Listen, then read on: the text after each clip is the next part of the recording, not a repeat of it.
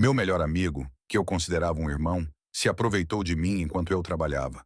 Se mudou escondido para minha casa, usou minhas coisas e quase destruiu minha vida inteira. Eu sei que pode parecer absurdo, uma trama digna de novela, mas cada palavra que você vai ler aqui é inteiramente verdadeira. Até hoje eu me pergunto como deixei que a minha confiança fosse usada contra mim de maneira tão cruel. Tudo começou há mais de 2 anos, quando eu e o Vitor, meu melhor amigo desde o colégio, estávamos em um daqueles momentos de transição na vida. Eu havia acabado de conseguir uma promoção importante no trabalho e ele, infelizmente, passava por uma fase de instabilidade profissional. Ele tinha sido demitido, o carro quebrou 2 vezes em um mês e o relacionamento havia terminado de forma conturbada. Parecia que o mundo inteiro conspirava para acabar com a sorte dele. E foi aí que ele bateu à minha porta, abatido e sem saber aonde ir. Eu não pensei 2 vezes. Na minha cabeça éramos irmãos.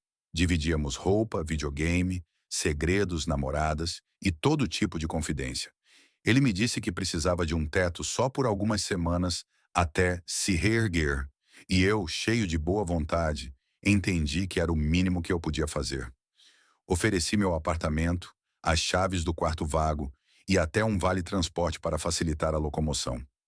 Mal sabia eu que, ao abrir a porta do meu lar, eu estava convidando um lobo em pele de cordeiro. No início, tudo parecia normal. Eu tinha uma rotina intensa. Saía de casa às 7 da manhã, enfrentava trânsito pesado para cumprir reuniões e chegava quase esgotado às 10 da noite. Quando eu voltava, o Vitor me recebia com um sorriso no rosto, às vezes até com um jantar improvisado.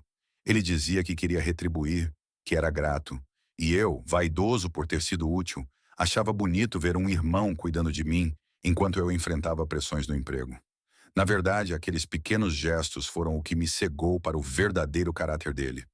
As semanas passaram e as algumas semanas de estadia se transformaram em meses. Foi nesse período que detalhes sutis começaram a se acumular. Minha esponja de cozinha, que eu comprava em pacotes de 3 unidades e durava quase um ano, parecia durar apenas 15 dias. O cereal matinal, que eu raramente reclamava, começou a sumir em ritmo acelerado. Quando eu questionava, ele dizia que tinha uma fome de leão por causa do estresse. Até aí, tudo era plausível. Quem não come mais quando está ansioso? Mas os pequenos índices foram ficando mais intensos. Uma calça jeans sumida, um pacote de preservativos novo que eu guardava para emergências e que desaparecera, e até mesmo algumas anotações do meu caderno de ideias, usadas como rascunho em impressões domésticas. Certa manhã, ao voltar de uma viagem de trabalho, encontrei a porta entreaberta. O coração disparou. Entrei com cuidado e vi 2 meias femininas jogadas no tapete da sala.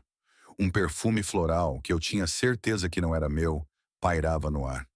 O Vitor estava no sofá, assistindo a um filme, com os pés calçados por slippers que não eram meus. Quando ele me viu, ergueu as sobrancelhas e deu um sorriso amarelo.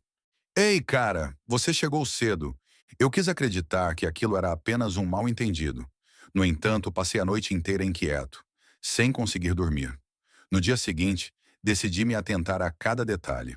Contavam os latidos do meu cachorro, que passava longos períodos sozinho.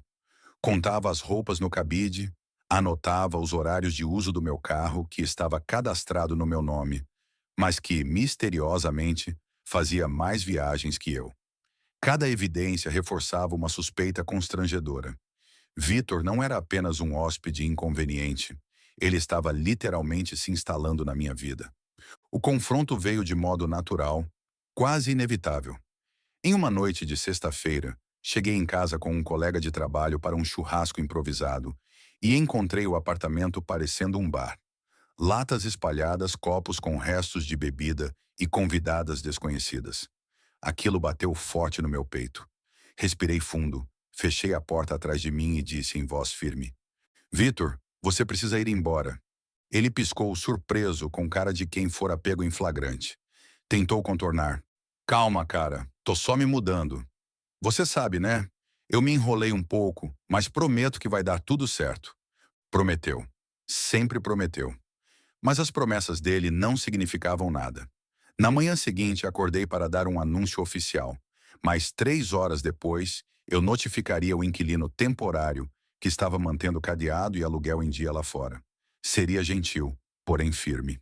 Então fui até a sala e vi a fechadura trocada, sendo o detalhe mais chocante de toda essa farsa. As chaves que eu guardava religiosamente não encaixavam mais. Foi um baque seco. Eu, o proprietário, estava impedido de entrar no meu próprio apartamento. Passei a noite na casa de um vizinho solidário. Liguei para a polícia no dia seguinte e fui à delegacia registrar o boletim de ocorrência. A primeira reação oficial foi de surpresa para o policial. "Você que é dono do contrato de aluguel e está sendo impedido de entrar?" perguntou ele. Respondi sim, expliquei a história e, em poucas horas, consegui autorização para arrombar a fechadura antiga que ainda estava lá, substituindo-a por uma nova às minhas custas.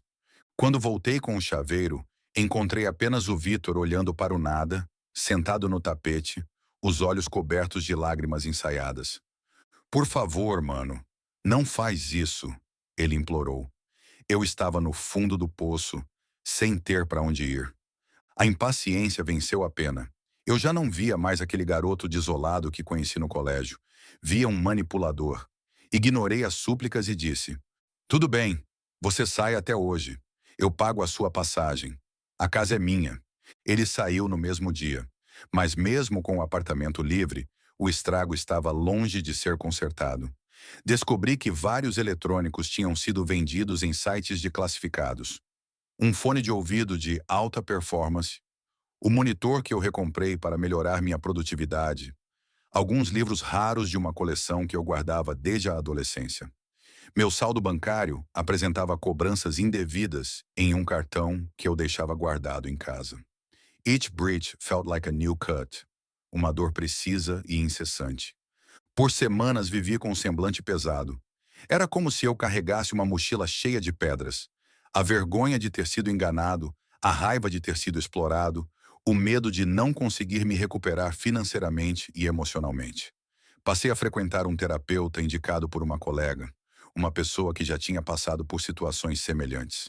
Eu sentia que precisava entender, acima de tudo, como conviver com a culpa que eu mesmo carregava.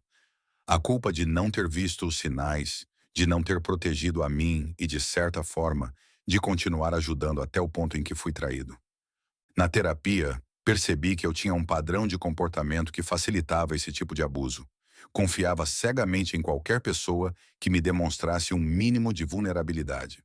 Eu acreditava que bondade era sinônimo de fraqueza, mas aprendi que a vigilância não precisa destruir a generosidade. No processo de autoconhecimento, descobri a força de estabelecer limites claros sem deixar de ser uma pessoa empática. Enquanto isso, a recuperação financeira também foi um desafio. Passei noites revisando faturas, solicitando estornos e disputas em serviços de atendimento ao cliente de cartões de crédito. Abri protocolos em sites de vendas por ter sido enganado e aos poucos consegui reaver parte do valor dos meus pertences. Ainda assim, o prejuízo emocional era o que mais pesava. A cada notificação de movimentação bancária, meu estômago se revirava, lembrando-me de que confiar demais me custara caro. Certo dia, um ano depois de toda essa confusão, eu estava caminhando pelo centro da cidade, voltando para casa, quando o vi sentado em um banco de praça. Ele parecia mais magro, com os olhos opacos e o cabelo desgrenhado.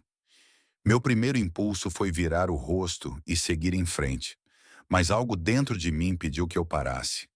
Ele me olhou, reconheceu meu rosto e, sem jeito, disse: "Oi, como você está?" Eu respirei fundo, tentando controlar a fúria que ainda acalmava. Pensei em todas as vezes que ele me pediu favores, em todos os planos que desfez, em toda a confiança que ele destruiu. Mas em vez de gritar, eu apenas respondi: "Melhor do que você me fez ficar." Ele tentou falar, mas eu continuei: "Vitor, eu aprendi que a amizade verdadeira não é medida por quanto você pede, mas pelo que você faz, sem esperar nada em troca. Eu estou bem. Você aparentemente não." E eu virei as costas. Deixei-o sentado, sozinho, com o peso das escolhas dele. A sensação de liberdade ao caminhar foi indescritível. Era como se cada passo fosse a afirmação de que eu reconstruí minha vida com integridade, sem atalhos, sem me aproveitar de ninguém. Hoje, olho para trás e percebo que a maior lição que tirei dessa experiência é sobre responsabilidade emocional. Aprendi que bondade não é caridade cega e que oferecer ajuda não significa abrir espaço para quem não valoriza o sacrifício alheio. Estabelecer limites não torna você uma pessoa fria, mas sim alguém que se respeita. Descobri que confiança é uma moeda preciosa que se gasta com cuidado e que, acima de tudo, amar a si mesmo exige reconhecer quando é hora de dizer chega. Se hoje eu pudesse falar com o Vitor, diria apenas isto. Obrigadíssimo por me ensinar essa lição, mesmo que tenha sido do modo mais doloroso possível. A vida seguiu, e eu me tornei mais forte, mais cauteloso e infinitamente mais consciente de que, às vezes, proteger a própria integridade é o gesto mais humano que existe.